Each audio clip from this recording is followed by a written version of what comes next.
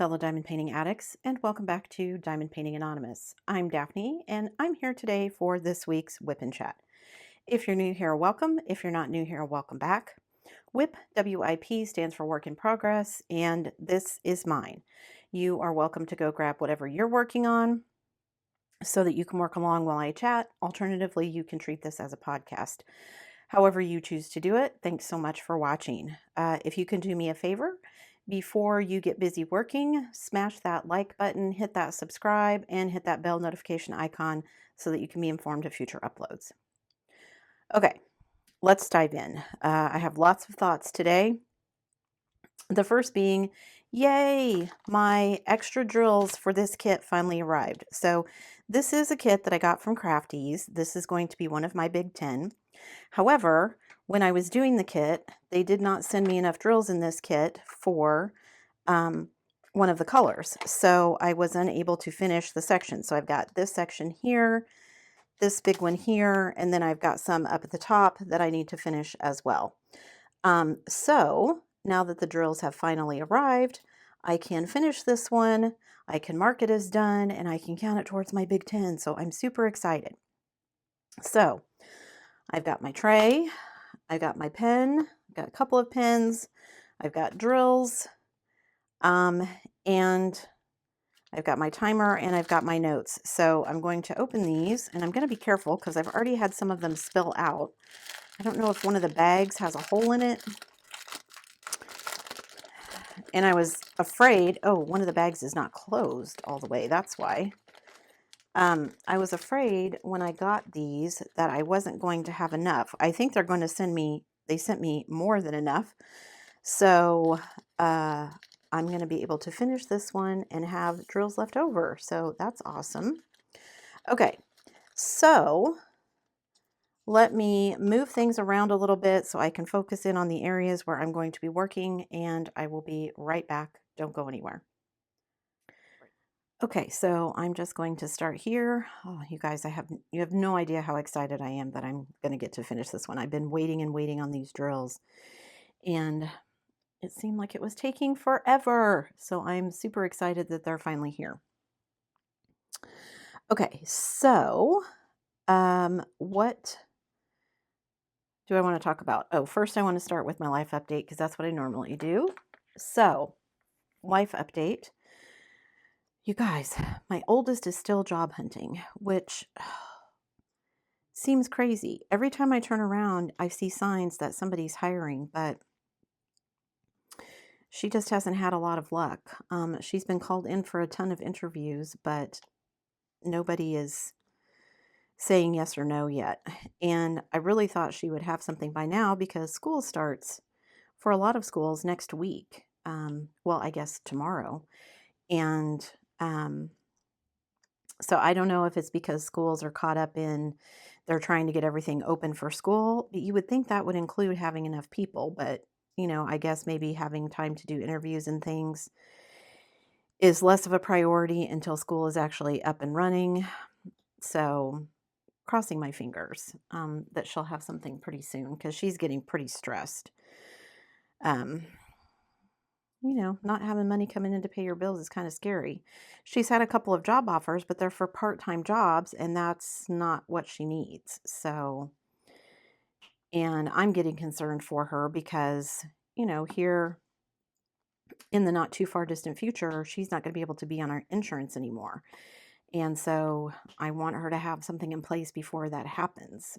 So, yeah, that's just been frustrating. And I feel bad for her because I know it's really wearing on her.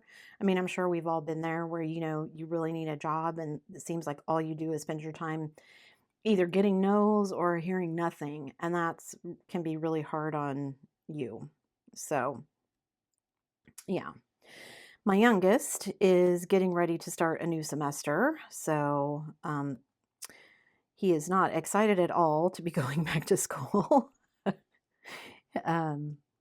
He doesn't mind school, but it is not his favorite thing, which, you know, is kind of funny because he's very smart. He's good at school. He just doesn't enjoy it for the most part.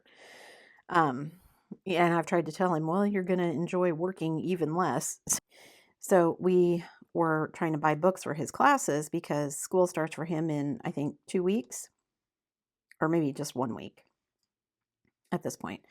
Anyway, one of them is access through the university, which we used to have to go through the bookstore and pay for. But now apparently they've decided that they will just add it to your bill, which is fine. I don't mind them doing it that way. But I'd already paid his tuition. So then he had another balance on his financial account. So I had to go in and pay that. It's like, why don't you guys just wait until so everything is done at once? You know what I mean? This having to do a little bit at a time gets kind of annoying. But anyway, so one of them is access through the university. So it's like an online access to his books. So we did that. And then we had another book that was free, which is online access as well. So awesome. It was free. The professors are like, most of our students thought this one was great. They liked that it was free. And so I was like, okay. So we didn't have to pay for that one, but he did have to kind of like bookmark, the access so he knew where to find it. Then the other two, one of them we could buy through the university bookstore, but it was still an online book.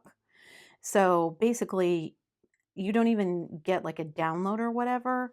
He just gets access to this book online and you rent it for, however long you needed it. So then we had to figure out, because he has a couple of classes that are only 8 weeks, which ones are the ones that are 8 weeks, because we needed to know how long he needed the access for to make sure that he had the book for the whole time that the class was scheduled. Because the way that it figures it, like I think we were buying it on like the 4th. So 6 months from there was February the 4th.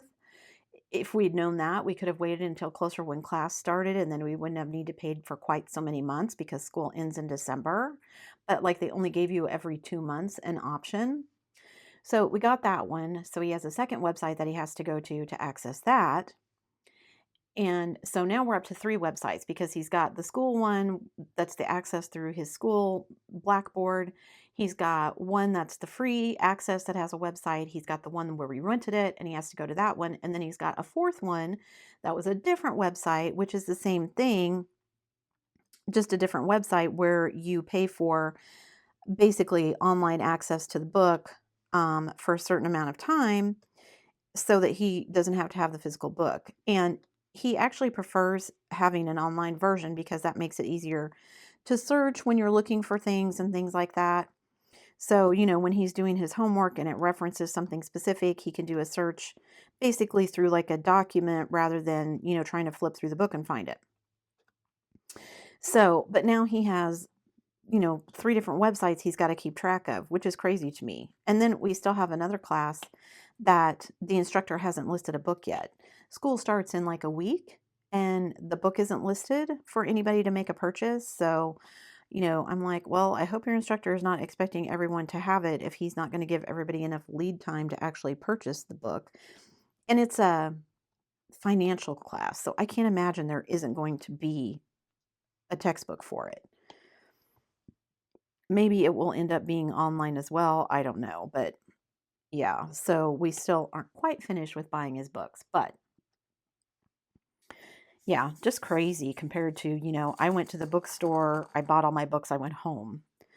I get that online access is easier and less wasteful in a lot of ways, but it'd be nice if they could just put them all in the same place instead of making you access, because my son is horrible with passwords. And now he's got to remember, access and passwords for like 4 different websites so that he can have access to all of his books. So, yeah, anyway, it's been an interesting week. So my husband and I, we went last weekend. I told you guys our town is no longer recycling. They apparently are working on putting another citywide recycling plan into place, but that hasn't happened yet.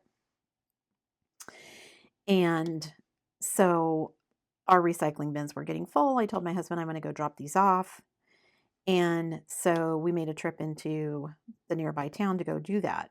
Well, we keep a lot of the paper boxes and things that we recycle out in the garage. And so my son and I, after my husband had gone to the recycling place, my son and I went grocery shopping, and there was a giant, thankfully dead spider in the trunk of the car. And I'm talking to my husband going, where did it come from? And he's like, well, it probably came from the boxes that we keep in the garage. Okay, note to self, stop doing that, because I don't want a spider in the car that's going to somehow travel from the trunk up to where I am, and then I'm going to cause an accident because I'm going to freak out when it crawls on me. So we were talking about that. And while we're talking about this, he looks at me, and he looks like kind of past my shoulder, and he's like, stand still. And I immediately freak, thinking that there's a spider or some other kind of bug on me. And I'm like, what, trying, running around like a crazy person, trying to get what is it? Get off. And he's like, stand still. So I stand still, and he reaches out and touches my face and plucks off a diamond painting drill that was stuck to my cheek, you guys. I laughed so hard. Here I am thinking I've got a bug on me. I don't even know where the drill came from. Like, I literally had been diamond painting like hours before that. So how it ended up on my face and how no one else in my family noticed is beyond me. But so we had a good laugh over that. Let's see, what else? My husband and I are ready to move. He came home from work the other day, and he's like, I'm ready to go. And I'm like, me too. But what we've decided is that what we're going to do is wait until we get it's called an AOR letter. I think it stands for Acknowledgement of Receipt. I thought for a while it meant accept or reject, but I don't think that's what it stands for. So once we get that letter from our paperwork from Canada, it will have a number on it, essentially, that we can then use to reference everything else. Because I don't want to move until we get that letter and we have that number, so that when we need to update them on our new address and things like that, that we have that number to attach to it. Because I'm so afraid things are going to get lost in the shuffle. And, my husband and I were talking about it. And I'm like, okay, so I'm assuming I did everything correctly, because I haven't gotten, the batch of paperwork back saying, hey, you forgot this thing. So that's good. But, I told my husband, in my head, once they look through everything and it was all, there and basically ready to be put in line, I assumed at that point we would get our AOR letter. And so I was starting to panic because it was taking so long. And I'm like, are they going to wait until everything expires and I have to redo things to send it back and be like, hey, you got to redo these things now? Why aren't we getting the letter? So my husband asked in his Facebook group, how long is it taking other people to get this? And we were reassured, because a lot of people in that group are like, oh, it takes a couple of months. See, because again, in my head, the way it worked is we sent the stuff in, they looked through it, everything was there. We got a letter that said, yeah, you're getting in the line, and then we wait. Apparently, the way it works is we send everything in, they verify that it's all there, they put us in line, but we don't get the letter until they actually start the processing of it, which means we're in line, but we don't have any other additional information until somebody actually starts working on it, which kind of doesn't make sense to me, because somebody had to be working on it enough to know that we had all of the stuff. Do you know what I mean? So it just seems kind of backwards, but whatever. It was taking other people who are in our category, that it was taking them, between 5 and 6 months to get their letters. Although other stuff progressed fairly quickly after that. So I'm like, okay, so we'll just, hang tight, holding pattern until we get the letter, and then once that happens, we can decide what we're doing. There's no great rush for us to leave this place, other than we want to go. But I mean, my husband's job is here. This lets us have time to save up some more money. Um, gets my son through, another maybe semester of school before we have to go. So it's not that it's a big deal that we're still here. It's just we're ready to go. So, um, and we've been looking at, we want to downsize. And I say we want to downsize. Our current house is probably somewhere around 1600 square feet. Then you add in the basement, which is roughly that same amount of square footage again. But we really only live in the top of our house. My son's bedroom is downstairs because I use the other bedroom up here for my office slash craft room slash studio. So, but other than that, we don't really use it. So, we've been talking about downsizing to like a 800 foot square house. Would still be, 2 bedrooms, hopefully 2 bathrooms, have enough room for all the things that we want to do, but smaller. And that would hopefully make all of our bills smaller and everything else. Okay, short break for a minute because I'm done with this little section here. So I need to rotate so I can work on another section. And I want to make sure it's where you guys can see it. So don't go anywhere. I'll be right back. Okay, so I'm going to work on this section here. So anyway, we've been looking at tiny houses and we saw this one that not for us, but because we've jokingly said, we'd get some property and then we'd have our house as the main house. And then we would buy like little tiny houses for all of our children to come live in so they could all be close. And so we saw this one that it's only $20,000, which is a lot of money, but is way less money than buying a $100,000 house. And I mean, it's essentially like a little RV is what it would be classified as, but we could park it. And so we were looking at that. And then we saw another lady. We watch a lot of tiny house stuff. We saw another lady in Colorado, and she had bought it from a Canadian company because she wanted something that was better insulated and, able to really withstand extreme temperatures because she was living in the mountains in Colorado. And it was way less expensive, especially for the size, than we thought it would be. And I was like, so if we could get that, maybe slightly bigger, different, configuration, and get what we want. My husband and I want everything on one floor. Most tiny houses have loft bedrooms, and I don't want a loft. I don't want a bedroom that I can't stand up in, and I don't want to have to climb a ladder to go to bed every night. Especially, I've got a bad knee, my husband has a bad hip, just not something we want to do. So still trying to figure out our options and figure out, what we want to do. If we want to move to Maine, and do the tiny house stuff that way, if we want to buy a small house in Maine, if we want to buy a tiny house in Canada or a small house in Canada. Just too many options at this point, and we just don't know what we want to do. So I figure, like I said, we stay here through the end of at least this semester. That gives my son another, semester under his belt before we head out of here. I mean, he's been doing online classes, but this will be kind of his first semester in the completely online. And some of the things that they have to do for these online classes, when they take tests, they have to log into certain websites. And sometimes, I mean, we have good internet, and sometimes the other people, like the people that are proctoring the test, do not have great internet and stuff doesn't work.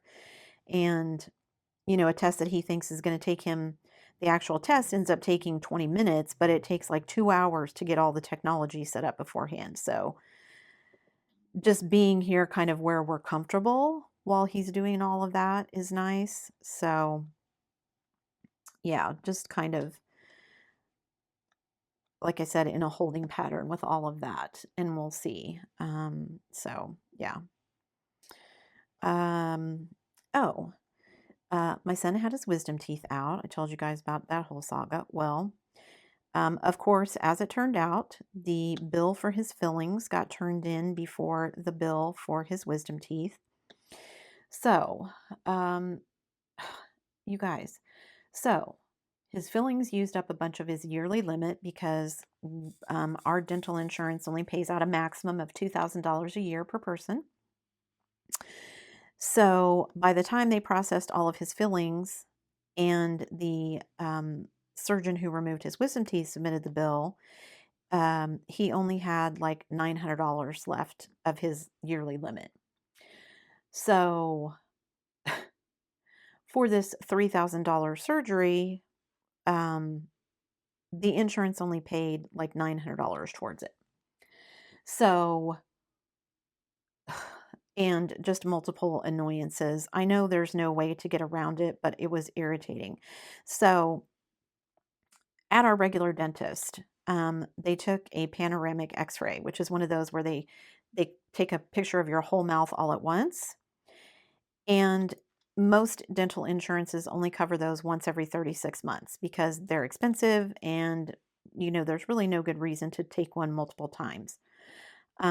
Your teeth don't move around that much that you would need one more than often than that typically.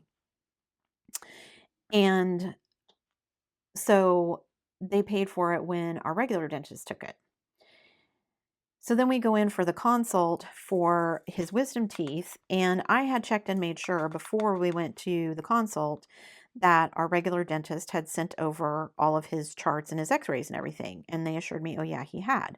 So we get the bill for the consult, and they have charged us $300 for the consult, including a $150 charge for another panoramic x-ray, which they shouldn't have taken because they already had a copy of the x-ray from my regular dentist. And of course, because we'd already had one taken at our regular dentist, the insurance wouldn't cover the second one. So now I get to pay for it. And of course, I can't argue about it now because they already did it and took it. So the fact that they already had a copy of the one from our dentist is apparently irrelevant. To which I'm like, well, then what difference does it make if my doctor sends over notes? Because you apparently don't look at them. You just take a pano anyway. So that was annoying.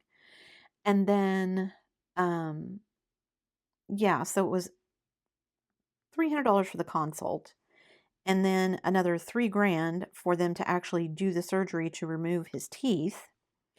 And, let me add, this is for a surgery that went well. Nothing went wrong. It went really quickly. He was in there for maybe 25 minutes tops and no issues afterwards, didn't have to go back in.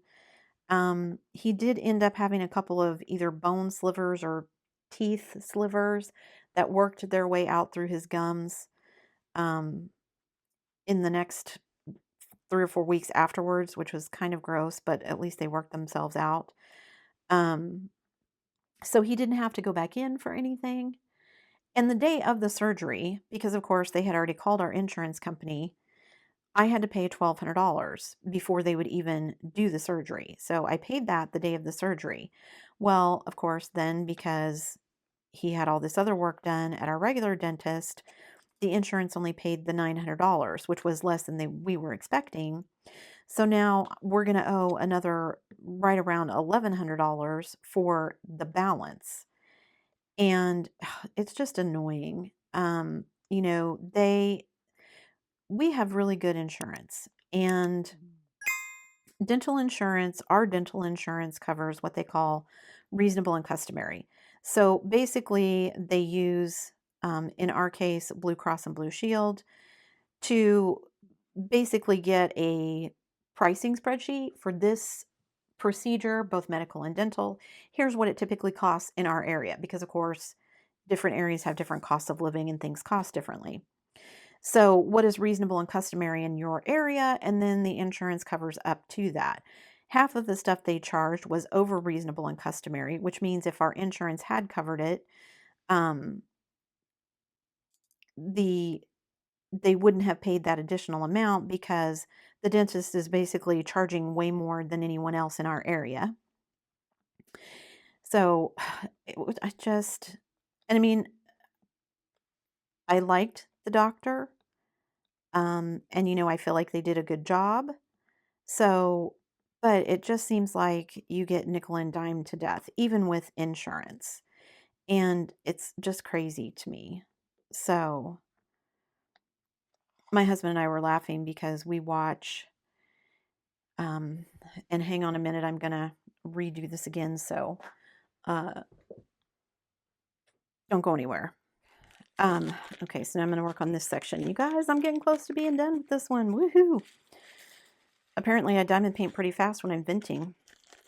Anyway, so we watched this guy on YouTube called Brittle Star, and he's Canadian. He does a lot of funny American jokes, and I mean, he does a lot of Canadian stuff too. But anyway, he was apparently some people in Canada are floating the idea of privatizing their national health system up there. And, I have to laugh because, like, last time I told you guys when we took our trip to Maine and we saw his folks, his dad had been in the emergency room because he was having issues. Now, he was at the emergency room for like 5 hours, and they ended up deciding there wasn't really anything they could do for him other than some meds, and they sent him home. Which I get that 5 hours in the ER can be annoying. However, he didn't have to pay anything for that. No copay, no deductible, no pay me up front before we'll even see you, none of that. He just went in, they put him in a room, he waited 5 hours, he got seen, went home. Had that happened here in America, I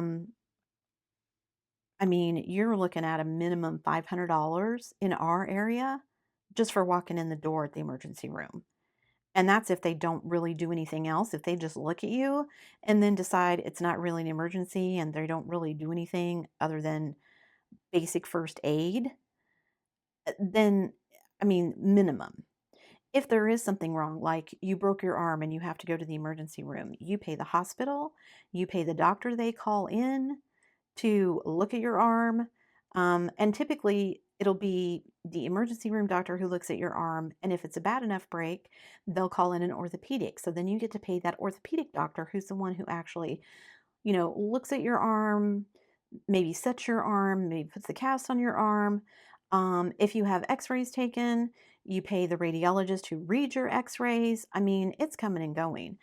When my parents were sick, my dad ended up having to take um, an ambulance to the hospital shortly before he passed away. And the ambulance ride alone was almost $1,000. That's just to get him to the hospital. That did not include the hospital stuff, didn't include any of the things they did for him in the hospital. That's just the ambulance ride. So, yeah, I I hate insurance. Have I said that enough times? I hate insurance. And I used to work for an insurance company. So it's just, yeah. And the whole thing with my son's teeth, this is why I wanted it covered under medical, because medical does not have a yearly limit like our dental does. So there would have been no, hey, you've hit your maximum, so we're not going to pay any more. But that is, of course, why the insurance wants it covered under the dental, because that means they pay out less money. So, and I mean, that's all the insurance really cares about. I mean, they can tell you that they care about people. Companies give you insurance as a benefit because they know people demand it, and if they want employees, they have to provide it. But the insurance companies themselves, they only make money if they don't have to pay out claims. So they have zero incentive to do the right thing, because doing the right thing almost always costs them money.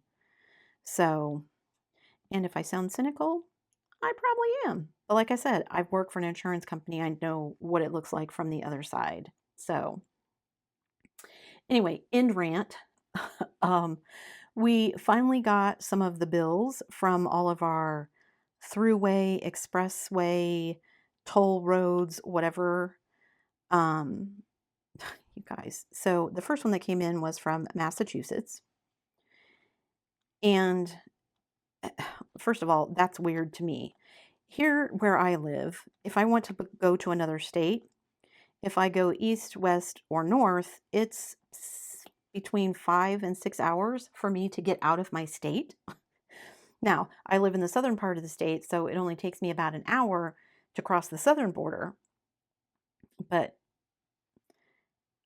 it's not like we got up there in Pennsylvania, New York, um, New Jersey, Massachusetts, and it feels like we went through all of those states in like 15 minutes. So that part is crazy to me. The Massachusetts one that we got was only basically for our trip there, and it was $25, which is nuts, in my opinion. So, okay.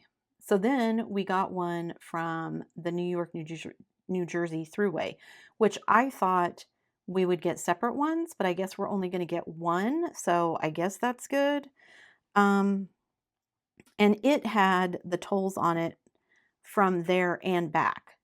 And it was only $35. So I found it really interesting that one way through Massachusetts was $25, but both ways through New York, New Jersey is only $35.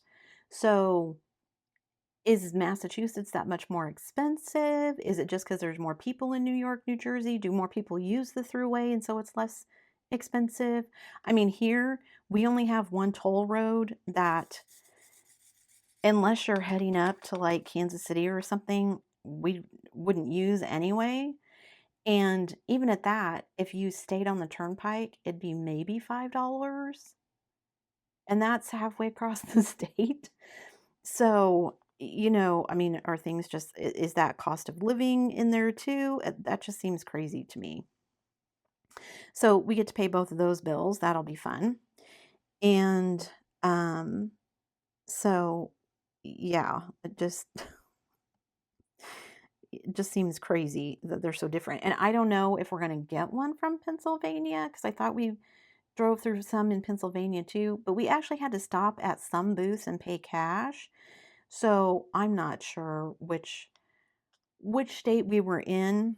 And that was the other annoying thing too, because like as we're driving, you know, a lot of those little, it's just this big bank of cameras that takes a picture of your license plate, for those of you who don't know, because I had never seen anything like that before. Country bumpkin that I am. And um, so, I'm looking at the signs. Okay, there's nowhere to stop. It says, okay, they'll bill us. How are they going to bill us? Oh, they're going to take a picture of our license plate, use DMV records to find us. Okay, that seems kind of invasive, but whatever. Um, and it seemed like we pass one every 5 minutes. And so looking at the bill from the thruway, it's like, here we pass this exit, that one's $25, but then the next exit is $5. It's like, what? How they decide any of that, I don't know. And it's like, oh, well, if you want to dispute this, well, all it lists is the time and date and the exit number. I mean, I have no idea if we went through those exits. We probably did, but I mean, how would I know? I'm not from that area. I didn't keep track of that kind of stuff. So, yeah, it just seems a little crazy. But anyway, here, if you get on they call it the turnpike. If you get on the turnpike, when you get on, you get a little ticket, and then it shows all the exits on the ticket, and it shows at each exit how much the price is. So as soon as you get on the turnpike, how much it's going to cost you to wherever you're going. The ones in New York, it was like, is there really another way to do this? I mean, we were like GPSing it, and that was the way it told us to go. And when we started looking for like alternate routes, there really weren't that many. And so I was like, ugh. So again, still waiting to see if we're going to get a bill from Pennsylvania or New Hampshire. I think we drove to New Hampshire too, like a little tiny corner of it. So who knows? so So yeah, it's just been a little crazy. Other stuff. Let's get into diamond painting stuff. Gosh, how long did that take? Ooh, a while. Diamond painting stuff.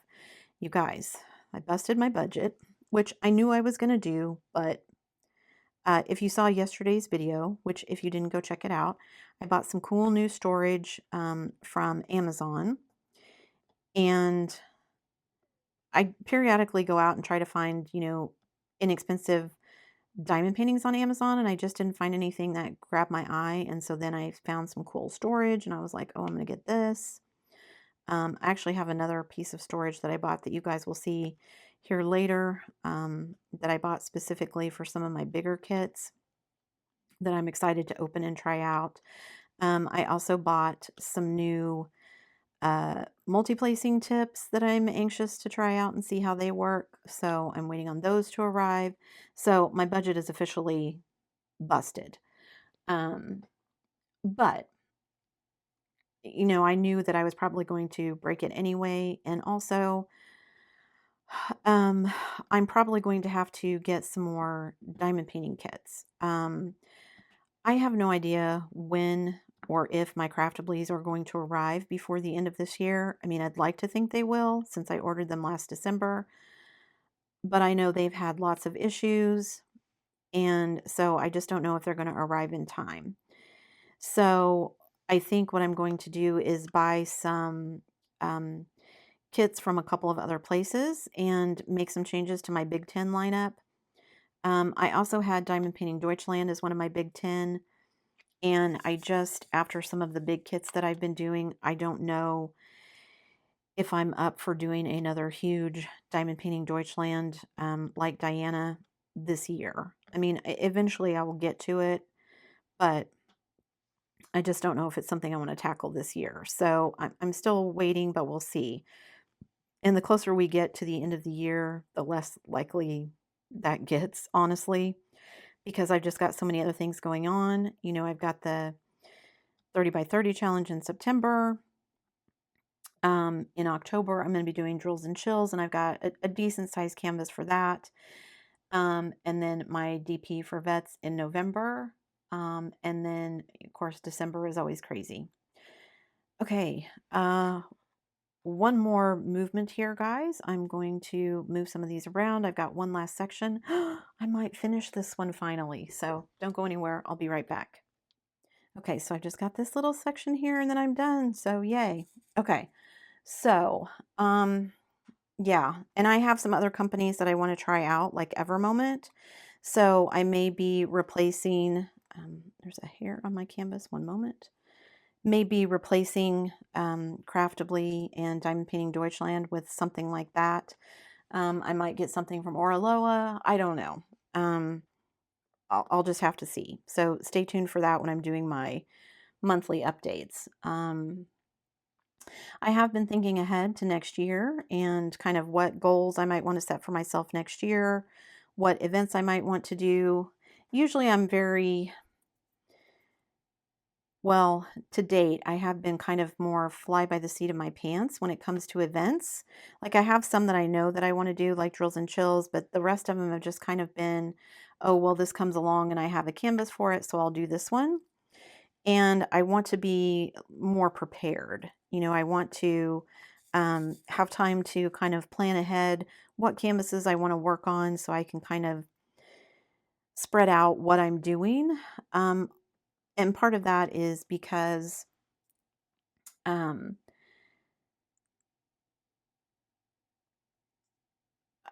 this last couple of months have been kind of crazy for me.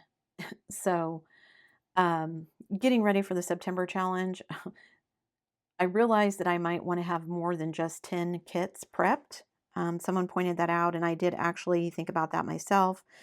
I think I'm going to try and have the full round, full drill kits. They're not all round, but full drill kits all kitted up and ready to go.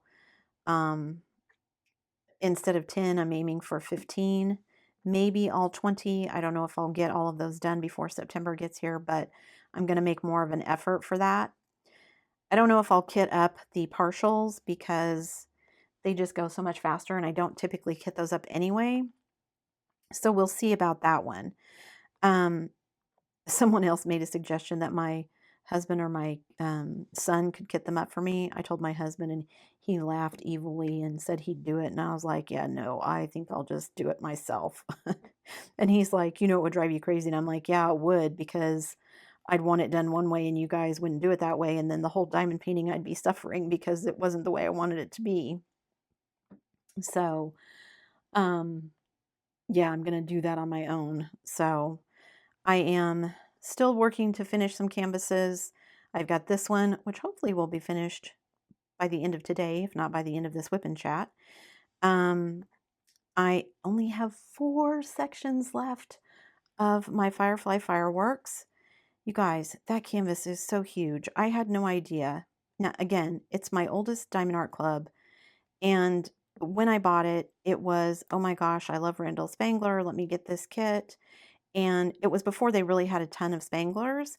And so I got that one. And because I was new to diamond painting, I really had no idea how big it was. Not that it would have made any difference. You've seen plenty on the channel that I don't pay attention to that kind of stuff. And I have enjoyed working on it, but it is huge. And doing that in the Muka in the same one right after the other was not my best idea. Um, the Muka had a lot more confetti, so thankfully this one has not had as much confetti, but they're both huge, and it just feels like that's all I've been working on are those 2 huge canvases. So my my DIY moon, which is what I was going to work on today until my drill showed up, seems super small compared to the Muka and Firefly. So um, I'm actually really glad that I'm going to be doing the challenge in September because I'm going to be doing much smaller canvases. So hopefully that will give my brain a bit of a break after doing all of those very large canvases, very confetti heavy canvases, to work on something kind of smaller. I mean, the smaller ones may have some confetti too, but at least they'll be small. So it won't feel like they're lasting forever. I'm actually kind of curious to add up how much time I've spent working on the Firefly one and see how comparable it is to Diana, because Diana is my biggest one to date. She's still the one that I've spent the most time on.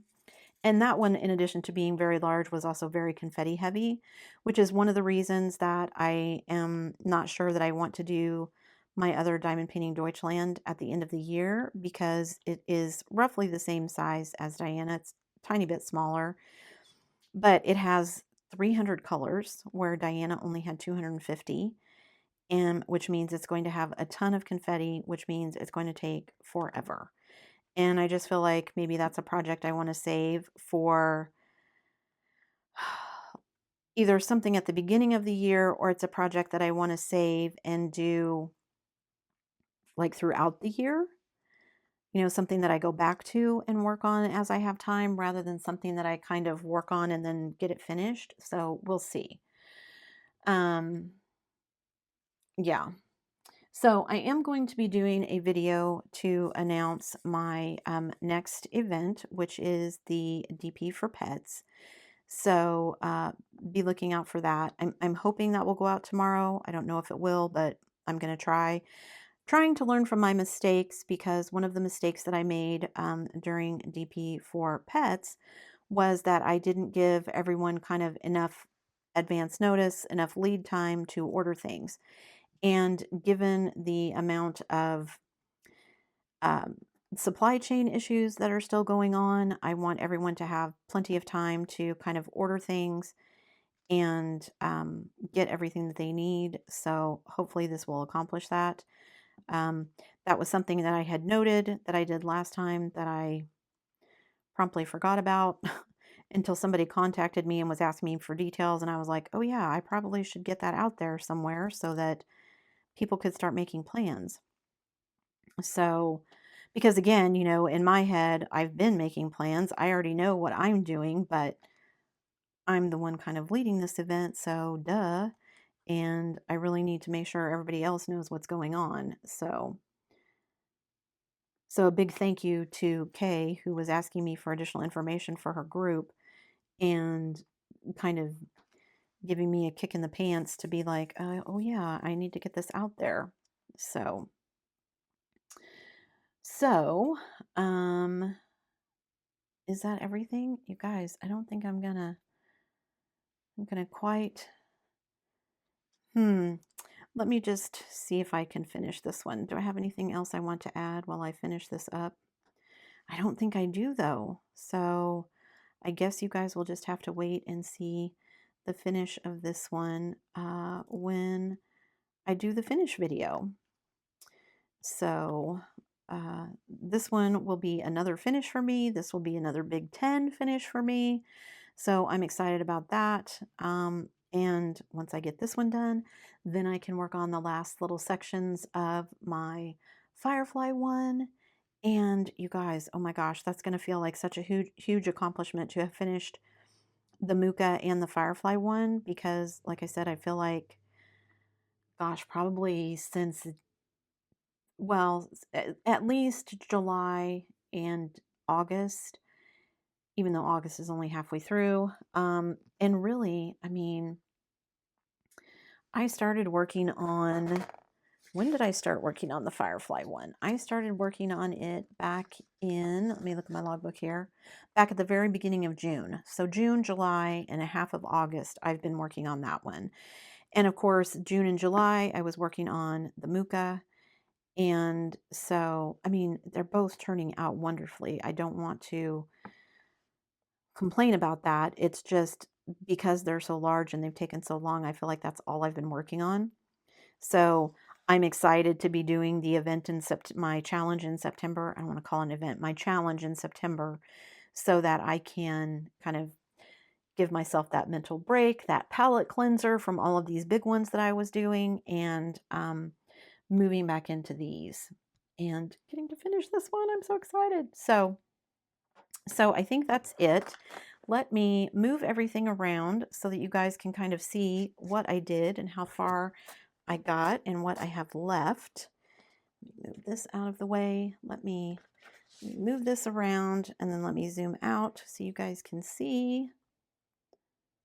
So I've just got this little bitty section right here left to finish, and then this one will be complete. And isn't it so cute? So, and like I said, this is going to let me mark off a couple of things on my goals, so I'm excited about that. So